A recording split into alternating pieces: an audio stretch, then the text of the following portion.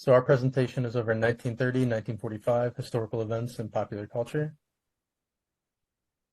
For the first historical event, we went over the Great Depression. Triggered by the Wall Street crash of 1929, the Depression led to a decade-long economic downturn that affected millions of Americans. During the Depression era, the nation experienced a significant decrease in gross domestic product, accompanied by a considerable rise in unemployment and poverty levels across the country. The far-reaching social, economic, and political consequences of the Great Depression were profound, most notably the emergence of the New Deal. And then on the right, I put a picture of the unemployment rate in the U.S. from 1910 to 1960, with the years of the Great Depression, 1929 to 1939, highlighted. And next, I talked about the New Deal.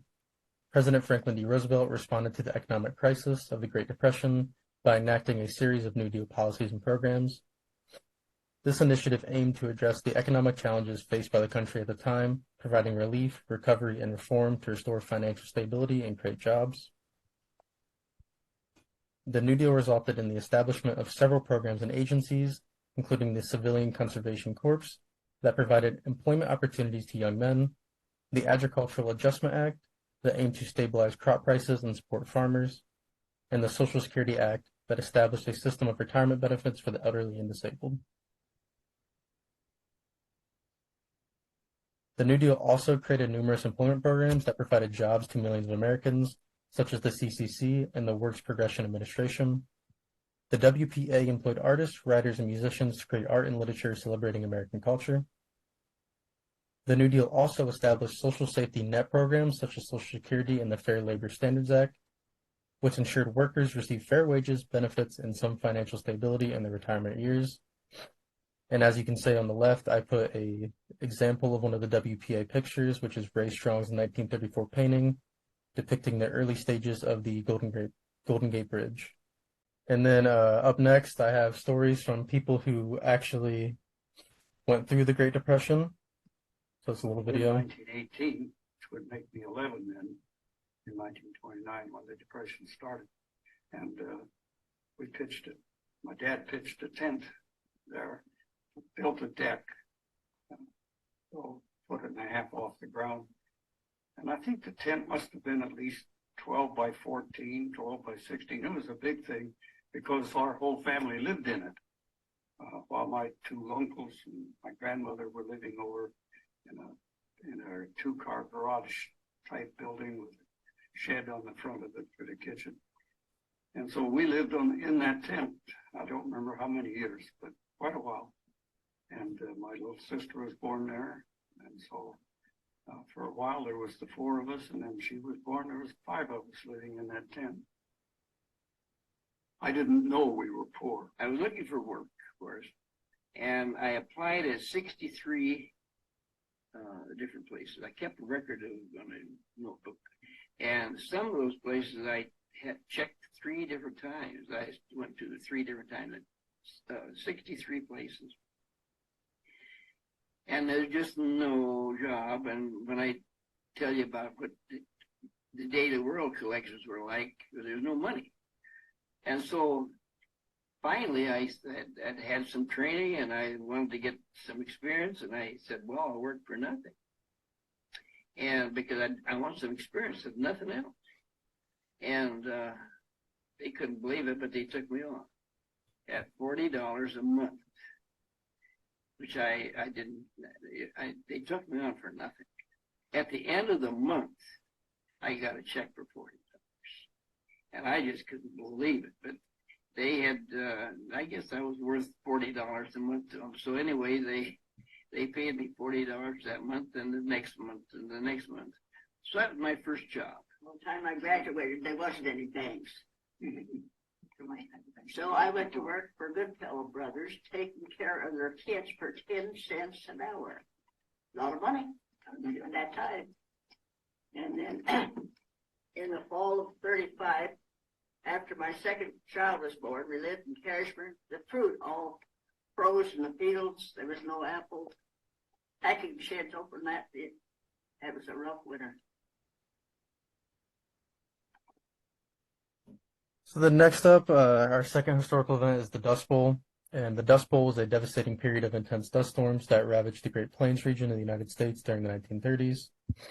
The primary contributing factors to this environmental catastrophe were a severe drought, high winds, poor agricultural practices, and an economic depression.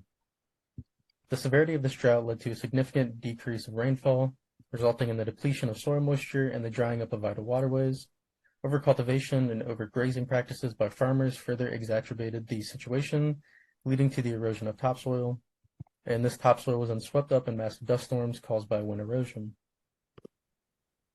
And the effects of the Dust Bowl had severe consequences, with many farmers losing their land and being forced to relocate to find work. The dust storms caused significant damage to crops, livestock, and homes, and led to an alarming decline in the health of those living in the affected areas. The Dust Bowl played a crucial role in the Great Depression as it led to a drop in agricultural productivity and reduced the demand for goods and services. In response to the Dust Bowl, to address the devastating effects of the Dust Bowl, the government implemented a series of programs designed to alleviate its impact. Among these programs was the Soil Conservation Service, which aimed to increase conservation practices such as crop rotation and terracing to mitigate soil erosion. Additionally, the government launched a tree planting initiative, which proved successful in stabilizing soil and preventing erosion. And then, as you can see on the left, I put a map displaying the states and counties impacted by the Dust Bowl from 1935 to 1938. Okay. During the hard times with the Great Depression, many people found ways to be entertained during such a difficult time. The people in the 1930s and 1940s enjoyed many forms of entertainment, whether it was movies, music, and art. In the 1930s, big bands, swing music, and jazz were popular during the Depression. Artists such as Duke Ellington, Benny Goodman, and Glenn Miller were popular band leaders during the swing era. In 1935, Roosevelt created the Federal Art Project, and it's abbreviated FAP, as an agency that would administer art employment projects, federal art commissions, and community art centers. Roosevelt saw the arts and access to them as fundamental to American life and democracy. He believed that the arts fostered resilience and pride in American culture and history. The art created under the WPA offers a unique snapshot of the country, its people, and art practices of the period. There were no government-mandated requirements about the subject of the art of its style. The expectations was that the art would relate to the times, reflect the place in which was created, and accessible to a broad of the public. And artists working in the FAW prints, easels, paintings, drawing, and photographs. Public murals were painted for displays in post offices, schools, airports, housing developments, and other government buildings. Community art centers hosted exhibitions of work artists employed in government programs and offered hands-on workshops led by Artists for Everyone. Illustrators made detailed drawings that cataloged the physical culture and artifacts of American daily life. So I got I put it like a little picture, some of the art that the artist was working on for the Great Depression.